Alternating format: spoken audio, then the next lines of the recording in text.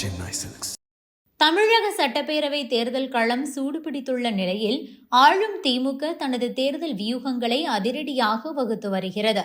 குறிப்பாக பெண்களின் வாக்குகளை குறிவைத்து கலைஞர் மகளிர் உரிமை தொகை திட்டத்தில் மிகப்பெரிய மாற்றங்களை அறிவிக்க தயாராகி வருகிறது. 2026 சட்டப்பேரவை தேர்தலுக்கான திமுகவின் தேர்தல் அறிக்கை தயாரிப்பு குழு அந்த கட்சியின் துணை பொதுச் செயலாளர் கனிமொழி கருணாநிதி தலைமையில் அமைக்கப்பட்டிருக்கிறது. இந்த குழுவில் அமைச்சர்கள் தங்கம் தென்னரசு, பழனிவேல் தியாகராஜன், TRB ராஜா உள்ளிட்ட 11 முக்கிய நிர்வாகிகள் இடம்பெற்றுள்ளனர். தமிழகம் முழுவதும் சுற்றுப்பயணம் செய்து வரும் இந்த குழுவினர் பொதுமக்கள், வணிகர்கள் மற்றும் விவசாயிகளிடம் கருத்துக்களை கேட்டு வருகின்றனர். இதற்கிடையே முதல்வர் ஸ்டாலின் பிரத்யேகமாக இணையதளத்தை தொடங்கி பொதுமக்களின் கோரிக்கைகளை நேரடியாக பெற்று வருகிறார். தற்போது தகுதியுள்ள பெண்களுக்கு மாதம் 1000 ரூபாய் வழங்கப்பட்டு வரும் நிலையில் அடுத்த முறை ஆட்சிக்கு வந்தால் இந்த தொகையை 2000 ரூபாயாக உயர்த்தி வழங்கப் போவதாக முதல்வர் ஸ்டாலின் ஏற்கனவே அறிவித்துள்ளார். இது எதிர்க்கட்சியான அதிமுகவின் குலவிளக்கு திட்ட அறிவிப்புக்கு பதிலடி கொடுக்கும் வகையில் அமைந்துள்ளது.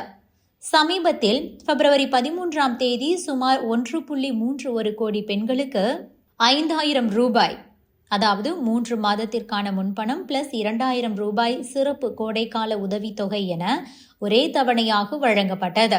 இது தேர்தலுக்கு முன்பே திமுக தனது வாக்குறுதியை செயல்படுத்த தொடங்கிவிட்டதை காட்டுகிறது. தற்போது 1.31 கோடி பெண்கள் இந்த திட்டத்தின் மூலம் பயன்பெற்று வருகின்றனர்.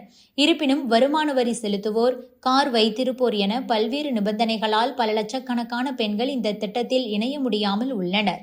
இந்த நிலையில்தான் வரும் தேர்தலில் திமுகவின் முக்கிய வாக்குறுதியாக நிபந்தனைகள் தளர்வு மற்றும் பயனாளிகளின் எண்ணிக்கை அதிகரிப்பு அமையும் என எதிர்பார்க்கப்படுகிறது.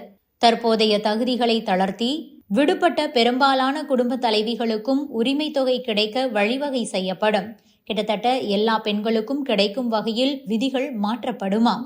சுமார் 50 லட்சம் முதல் 1 கோடி புதிய பயனாளிகளை இந்த திட்டத்தின் கீழ் கொண்டுவர திமுக திட்டமிட்டுள்ளதாக தெரிகிறது.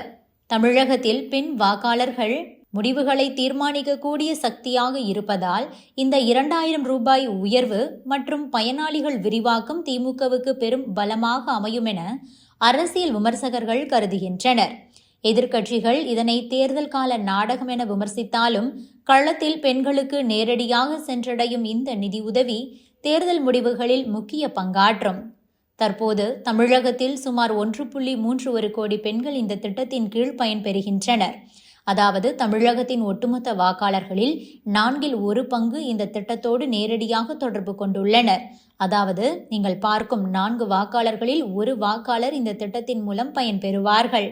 அரசியல் ஆலோசகர்களின் கணிப்புப்படி இந்த திட்டம் தேர்தல் களத்தில் ஒரு தெளிவான மாற்றத்தை ஏற்படுத்தும் என எதிர்பார்க்கப்படுகிறது.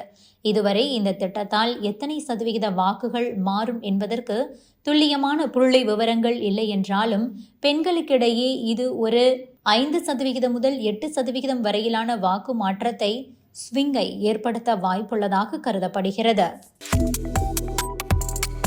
Subscribe to One India and never miss an update.